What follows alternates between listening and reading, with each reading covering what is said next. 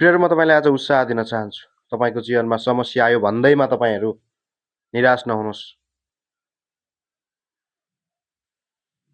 निराश नहुनुहोस्, किनभने जुन व्यक्तिको जीवनमा समस्या आउँछ, दुःख आउँछ, पीडा आउँछ, त्यही व्यक्ति अगाडि बढेको हुन्छ। प्रियहरू, यदि हाम्रो जीवनमा दुःख छैन, कष्ट छैन भने त हामी अगाडि बढ्न सक्दैनौँ। प्रियहरू, हामी बढ्नको निम्ति हाम्रो जीवनमा समस्या हुनु पनि आवश्यक छ। प्रियहरू, यदि समस्या नै भइदिएन भने हामी कसरी अगाडि बढ्ने, कसरी अगाडि बढ्ने हामीहरू? प्रियहरू, म तपाईँलाई उत्साह दिन चाहन्छु।